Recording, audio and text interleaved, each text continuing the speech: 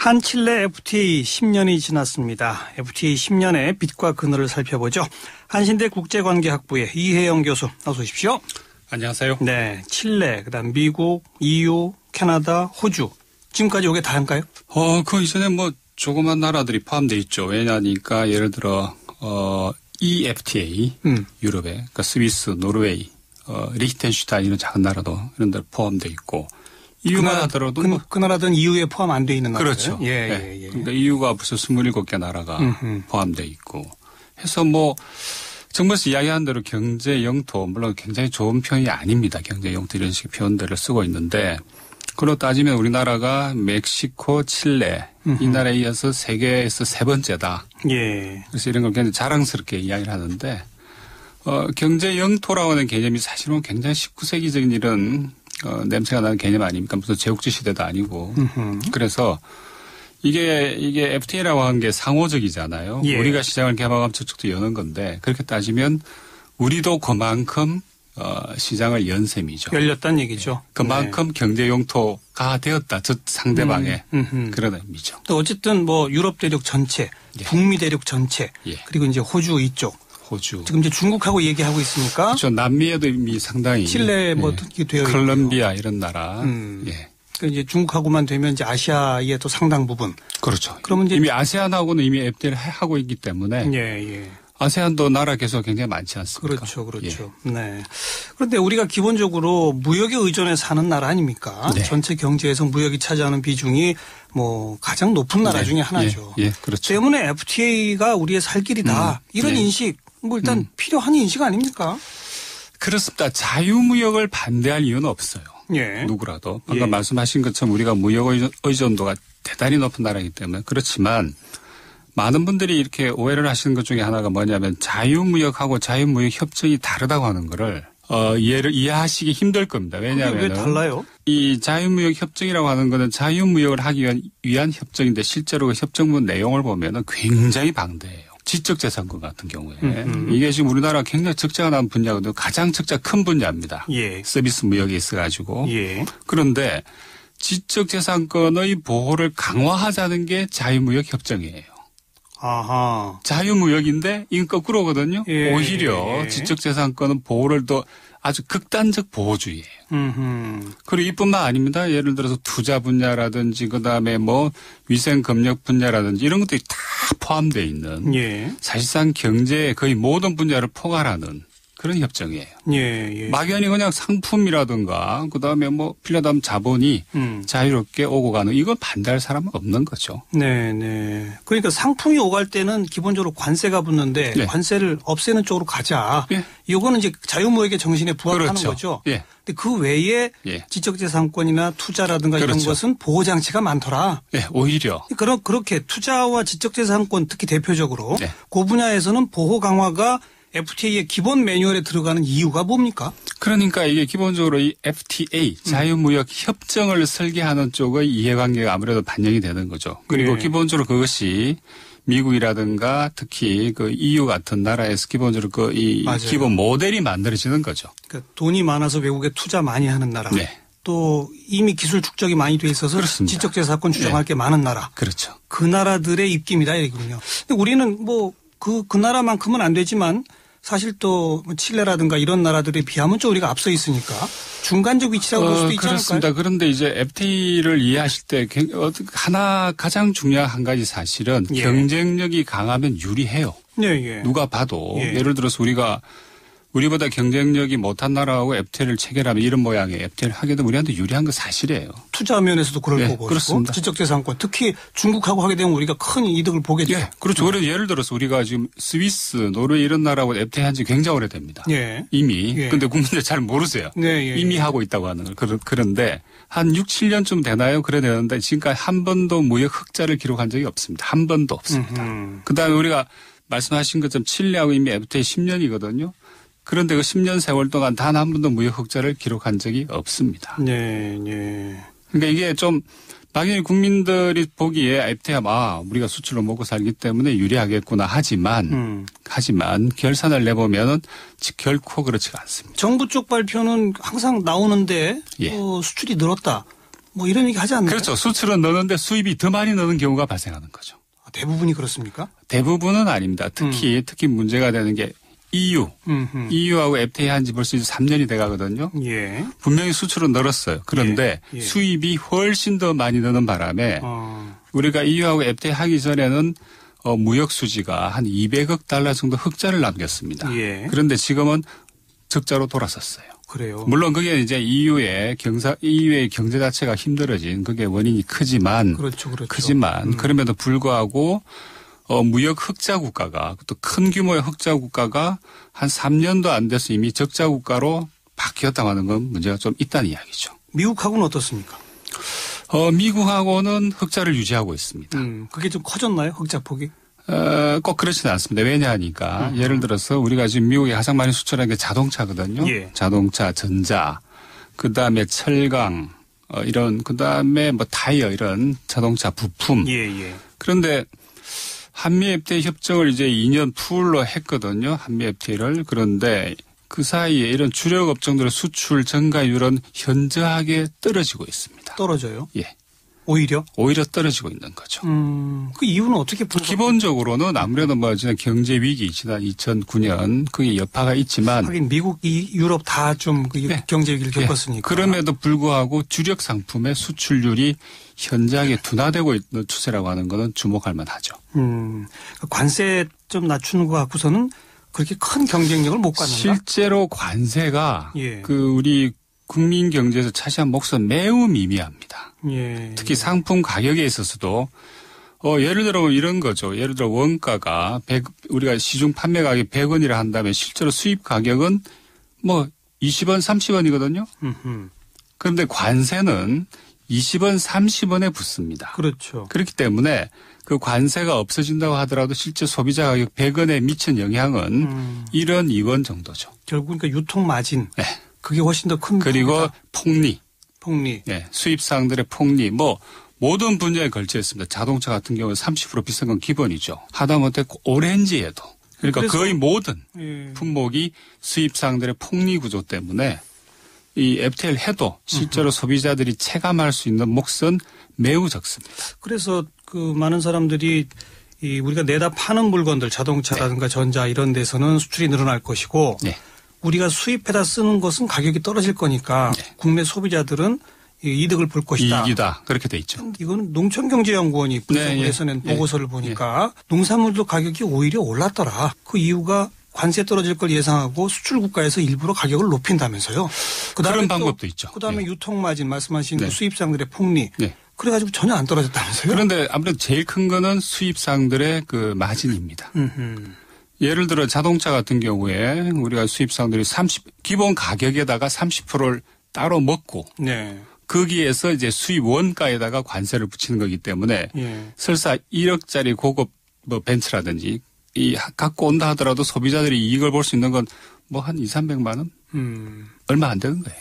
그런데 그렇게 수입상들이 폭리를 취하는 가격을 매겨놔도 국내 시장에서 판매가 되니까 경쟁력이 있으니까 그렇게 하는 거 아니겠습니까? 그럼 그만큼 국내에 그런 수요가 있다는 거 아니겠어요? 수요가 있기 때문에 그런 거고 특히 사치품일수록 이 폭리 구조 예를 들어 뭐 샤넬 백이라든지 이런 경우 실제로 수입 가격이 얼마 안 하거든요. 농산물 경우도 그렇잖아요. 그러니까 농산물 역시 그런 가격 구조가 왜곡된 가격 구조가 그렇게 해도 국산 농산물보다는 오히려 싸다. 그렇죠. 훨씬 싸죠. 예를 들어 쌀값 같은 경우에 벌써 뭐 4배, 5배 차이가 나지 않습니까? 그런 원리인 거죠. 그럼 크게 보면 수출이 엄청나게 늘어날 것이다. 그런데 지금 이 교수 지적대로 실제 그렇지 않다.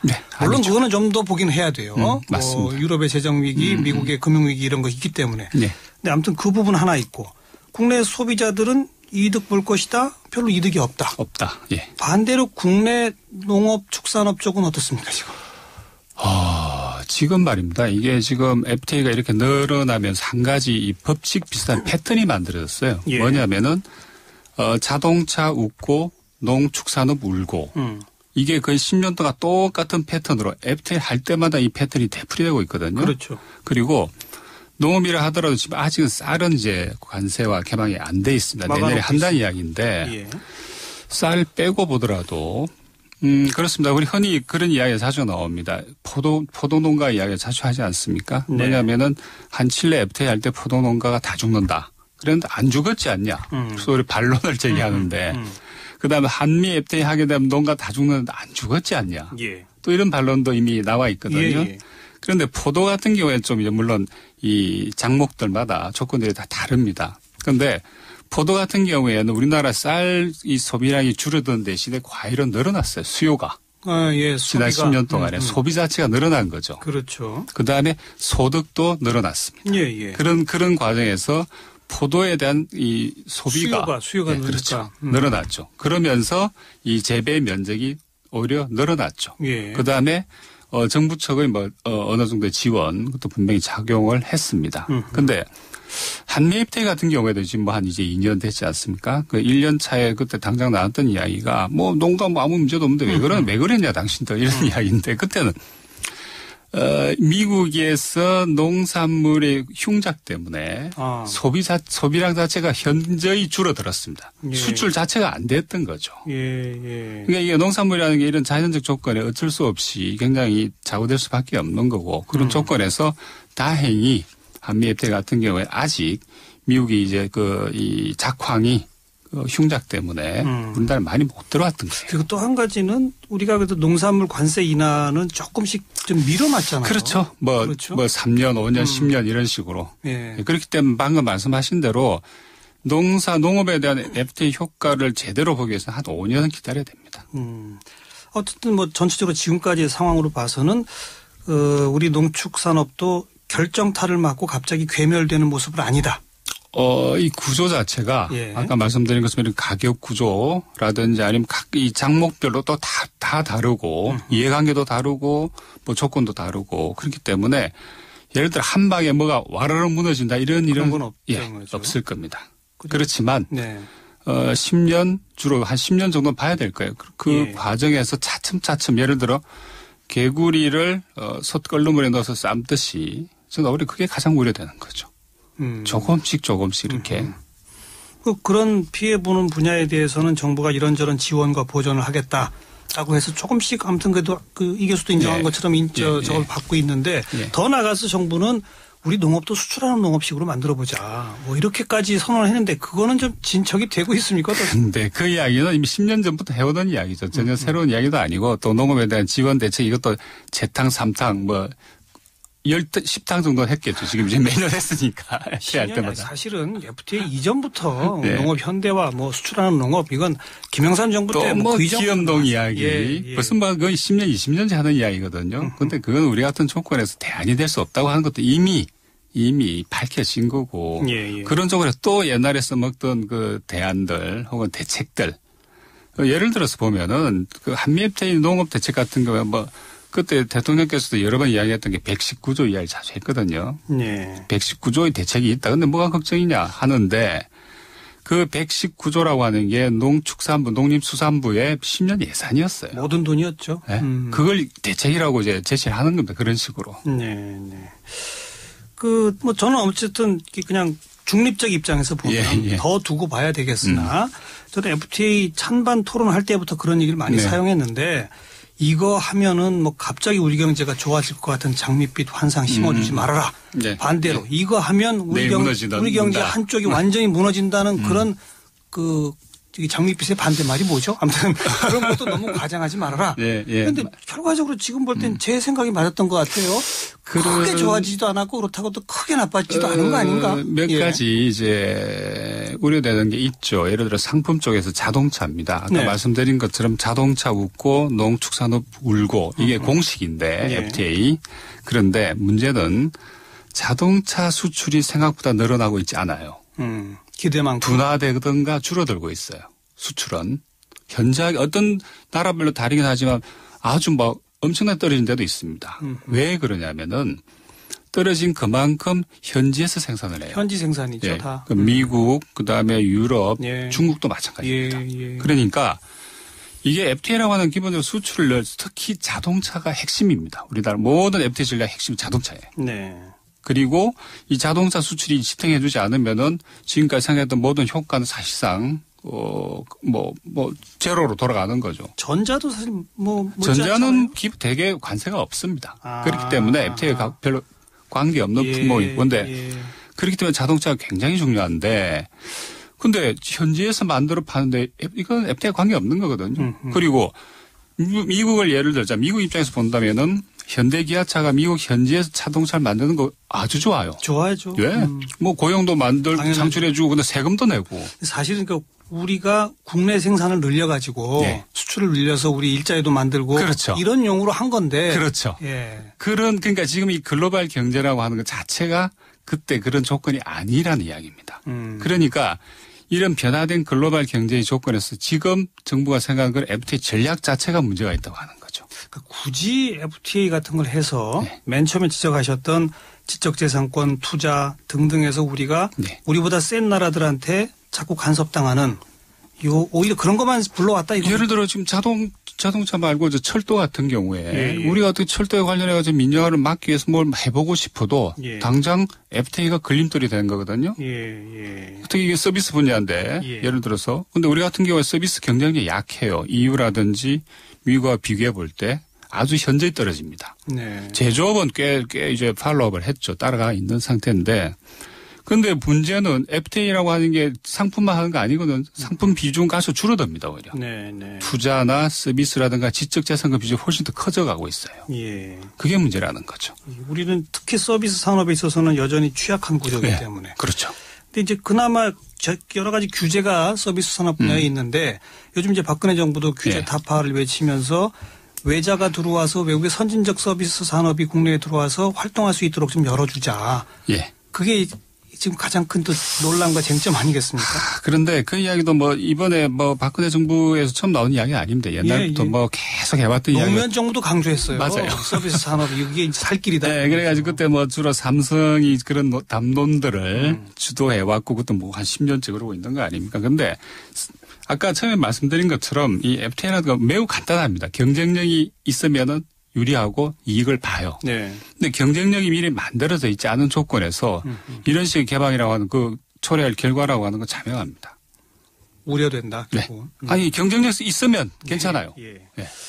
갑자기 얘기를 하다 보니까 FTA 해서 좋아질 거라는 환상도 안 맞았고 금방 망할 거라는 그런 그것도 안 맞았다. 근데 반대로 자동차 잠깐만 반대로 FTA를 안 했어도 비슷한 결과가 나오지 않았을까 이런 생각도 갑자기 드네요. 아니 통계로 입증되고 있습니다. 예를 들어서 우리가 FTA를 체결한 나라하고 예를 들어 또 FTA를 체결하지 일본 같은 예를 들어서 보면은 특별히 FTA를 우리가 했기 때문에 수출이 그 상대국 경쟁국가보다 더 늘어났다. FTA 하지 않은 그걸 입증할 수 있는 게 자료가 별로 없어요. 오히려 FTA는 이 수출 경쟁력이라든가 혹은 여러 가지 이 경쟁력을 구성하는 수많은 조건 중에 하나라는 거죠. 하나. 그거 말고 예를 들어 품질 경쟁력이라든가 기타 등등 가격 경쟁력. 좋습니다. 수도 없이 변수가 많아요. 이현 교수의 총평은 굳이 그렇게 해야 할 이유도 없고 하게 되면 장기적으로 보면 우려되는 바가 더 많은 그걸 뭘 그렇게 서둘러서 이렇게 막 했느냐 이 말이군요. 그렇죠. 지금 한중도 FTA 지금 10차 협상했지 않습니까? TPP 또 오지 않습니까? 근데 지금 남아있는 것 중에 제일 큰 놈들이 한중 FTA 그다음에 TPP라 볼 수가 있는데. 환태평양 경제공동체. 미국이 주도하는 거죠. 미국이 주도하는 건데. 근데 여기서 제일 우려되는 게 쌀입니다. 쌀. 왜냐하면은 쌀은 지금까지 우리가 개방을 안 하고 어쨌든 계속 예외로 가지고 있었지 않습니까? 근데 이제 올해 말이 되면은 그 예외로서의 쌀의 지위가 달라집니다. 제가 보기엔 정부는 거의 이제 쌀 개방하는 걸로 한 500% 정도 관세를 붙여가지고 그런데 정부 측 계산은 500% 고율 관세를 유지하면은 괜찮다. 왜냐하니까 가격차가 5배 정도 나기 때문에 예를 들어 미국산 쌀을 전제해 놓고 보면 그런데 이건 아직 근데 공식 선언한 건 아니죠. 그렇죠. 이제 곧 할 거라고 봅니다. 논쟁점이 시작될 겁니다.